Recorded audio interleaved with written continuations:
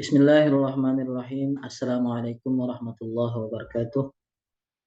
Alhamdulillahirabbil alamin wassalatu wassalamu ala asyrafil anbiya'i wal mursalin sayyidina wa maulana Muhammadin wa ala alihi wa sahbihi wa barik wasallim ajma'in. Amma ba'du.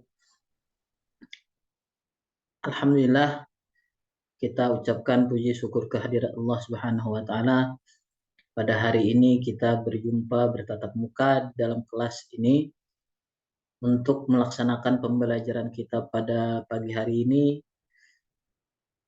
pada bab yang pertama, yaitu iman kepada kitab-kitab Allah. Materi pembahasan kita pada pagi hari ini yang pertama adalah pengertian iman kepada kitab-kitab Allah. Yang kedua, dalil nakli iman kepada kitab-kitab Allah. Yang ketiga, macam-macam kitab Allah dan bahasannya. Dan yang keempat, hikmah beriman kepada kitab-kitab Allah. Lanjut, pada pengertian iman kepada kitab-kitab Allah adalah mempercayai dan meyakini sepenuh hati bahwa Allah Subhanahu wa taala telah menurunkan kitab-kitabnya kepada para nabi atau rasul yang berisi wahyu Allah untuk disampaikan kepada seluruh umat manusia. Kemudian lagi di dalam Al-Qur'an disebutkan bahwa ada 4 kitab Allah yang telah diturunkannya kepada nabi dan rasulnya. Yang pertama kepada Nabi Daud alaihissalam, yaitu kitab Zabur. Yang kedua Nabi Musa alaihissalam, yaitu kitab Taurat. Yang ketiga Nabi Isa alaihissalam, yaitu kitab Injil. Dan yang terakhir kepada Nabi kita Muhammad sallallahu alaihi wasallam, penutup para nabi dan rasul, dan Al-Qur'annya sebagai penyempurna kitab-kitab yang terdahulu. Kemudian kitab Taurat kepada Nabi Musa alaihissalam. Kitab ini diturunkan kepada Nabi Musa alaihissalam sebagai pedoman dan petunjuk bagi Bani Israel, sesuai firman Allah Subhanahu wa taala yang artinya, dan kami berikan kepada Musa kitab Taurat, dan kami jadikan kitab Taurat itu petunjuk bagi Bani Israel dengan firman, janganlah kamu mengambil penolong selain aku. Kemudian yang kedua, kitab Zabur diturunkan kepada Nabi Daud alaihissalam sebagai pedoman dan petunjuk bagi umatnya. Firman Allah Subhanahu wa taala yang artinya, dan kami berikan Zabur kepada Daud alaihissalam. Kitab Zabur atau bisa juga disebut dengan Mazmur berisi kumpulan atau nyanyian dan pujian kepada Allah atas segala nikmat yang telah dikaruniakannya.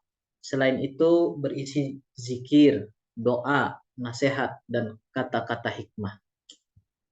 Yang ketiga, kitab Injil yang diturunkan Allah kepada Nabi Isa alaihissalam sebagai petunjuk dan tuntunan bagi Bani Israel. Allah Subhanahu wa taala berfirman yang artinya, dan kami iringkan jejak mereka, nabi-nabi Bani Israel dan Isa putra Maryam, membenarkan kitab-kitab sebelumnya, yaitu Taurat, dan kami telah memberikan kepadanya kitab Injil, sedangkan di dalamnya ada petunjuk dan cahaya yang menerangi dan membenarkan kitab yang sebelumnya, yaitu kitab Taurat, dan menjadi petunjuk serta pengajaran untuk orang-orang yang bertakwa. Kemudian yang terakhir, yang keempat, yaitu kitab suci Al-Quran yang diturunkan kepada Nabi kita, Nabi besar Muhammad SAW, untuk dijadikan petunjuk dan pedoman bagi seluruh umat manusia, bukan hanya untuk bangsa Arab, melainkan kepada seluruh umat yang ada di muka bumi ini. Sebagaimana firman Allah Subhanahu wa taala yang artinya, Maha suci Allah yang telah menurunkan Al-Furqan, Al-Quran kepada hambanya, agar dia menjadi pemberi peringat kepada seluruh alam.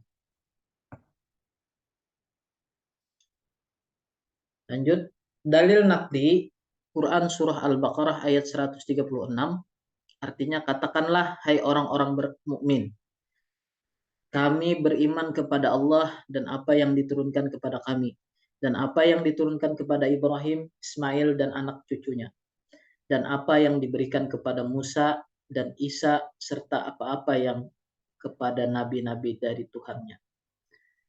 Kami tidak membeda-bedakan seorang pun di antara mereka, dan kami hanya tunduk patuh kepadanya. Dalil nakli yang kedua, Quran surah An-Nisa ayat 136, artinya, wahai orang-orang yang beriman, tetaplah beriman kepada Allah dan Rasul-Nya, dan kepada kitab yang Allah turunkan kepada Rasul-Nya, serta kitab yang Allah turunkan sebelumnya. Lanjut. Hikmah beriman kepada kitab-kitab Allah yang pertama adalah meningkatkan keimanan kepada Allah Subhanahu wa taala yang telah mengutus para rasul untuk menyampaikan risalahnya. B. Hidup manusia menjadi tertata karena adanya hukum yang bersumber pada kitab suci. C. Termotivasi untuk beribadah dan menjalankan kewajiban-kewajiban agama seperti yang tertuang dalam kitab suci. D. Menumbuhkan sikap optimis karena telah dikaruniai pedoman hidup dari Allah untuk meraih kesuksesan baik di dunia maupun di akhirat. E. Terjaga ketakwaannya dengan selalu menjalankan perintah Allah dan menjauhi semua larangannya.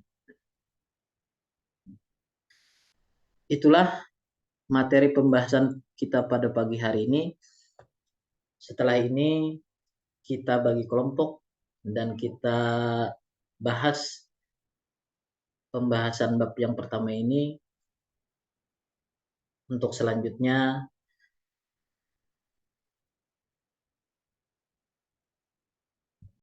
ketua kelas membagikan kelompok-kelompoknya. Demikian pembahasan pada pagi hari ini. Bapak ucapkan terima kasih atas perhatiannya. Wassalamualaikum warahmatullahi wabarakatuh.